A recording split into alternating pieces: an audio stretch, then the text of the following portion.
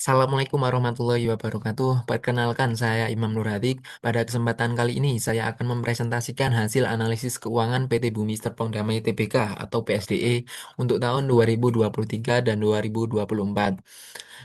Dalam presentasi ini, saya akan membahas yang pertama pendahuluan, kajian kinerja dan fundamental, analisis risiko dan biaya, struktur modal, kebijakan dividen, serta kesimpulan dan saran.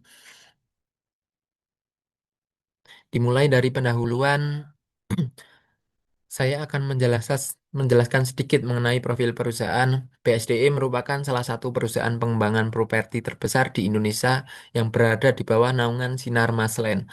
Perusahaan ini dikenal melalui pengembangan BSD City dan sudah terdaftar di Bursa Efek Indonesia sejak tahun 2008. Selanjutnya, kalau kita lihat dari sisi operasional, kinerja BSDE mengalami peningkatan pada tahun 2024. Hal ini terlihat dari meningkatnya NOWC, TOC, dan NOPAT perusahaan. Jadi, secara umum perusahaan berjalan lebih baik dibandingkan tahun sebelumnya. Selanjutnya, dari added value atau dari sisi penciptaan nilai perusahaan. Nilai EVA di sini mengalami peningkatan yang cukup besar, artinya perusahaan mampu menghasilkan keuntungan yang melebihi biaya modalnya. Namun di sisi lain MVA masih bernilai negatif sehingga dapat dikatakan bahwa pasar masih belum sepenuhnya menerima atau menghargai nilai perusahaan meskipun kinerjanya membaik. Selanjutnya dari aspek profitabilitas, sebagian besar rasio menunjukkan peningkatan. Ini berarti kemampuan perusahaan dalam menghasilkan laba semakin baik dan pengelolaan biaya operasional juga menjadi lebih efisien. Hanya saja tingkat pengembalian kepada pemegang saham masih perlu diperhatikan oleh perusahaan karena ROE di sini mengalami penurunan. Selanjutnya, dari aspek manajemen aset, terdapat beberapa indikator yang mengalami penurunan. Hal ini menunjukkan bahwa perusahaan masih perlu meningkatkan efisiensi dalam mengelola persediaan dan aset, tetap agar dapat menghasilkan kinerja yang lebih optimal. Selanjutnya, dari sisi likuiditas, ini terjadi penurunan pada beberapa rasio. Namun, secara keseluruhan, kondisi likuiditas perusahaan masih tergolong cukup baik karena perusahaan masih mampu memenuhi kewajiban jangka pendeknya. Selanjutnya, dari aspek nilai pasar, beberapa rasio pada aspek nilai pasar eh, mengalami penurunan pada tahun 2024. Hal ini menunjukkan bahwa penilaian investor terhadap saham BSDE masih relatif lebih rendah dibandingkan tahun sebelumnya.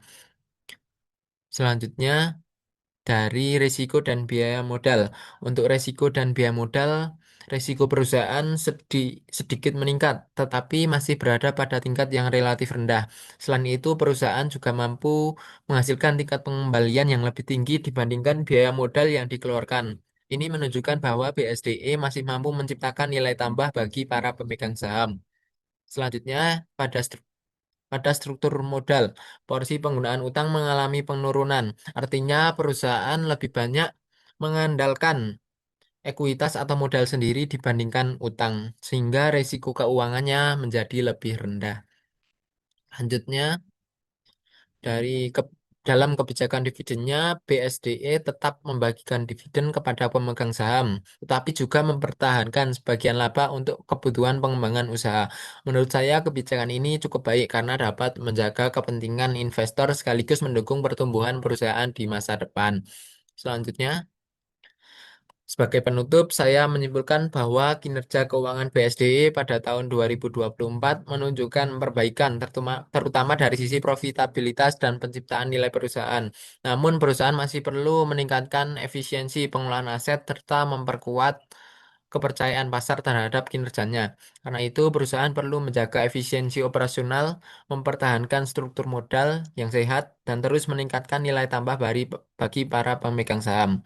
Baik, itu saja yang dapat saya sampaikan mengenai analisis keuangan PT Bumi Serpong Damai Tbk. Ada kurang lebihnya, saya mohon maaf. Wassalamualaikum warahmatullahi wabarakatuh.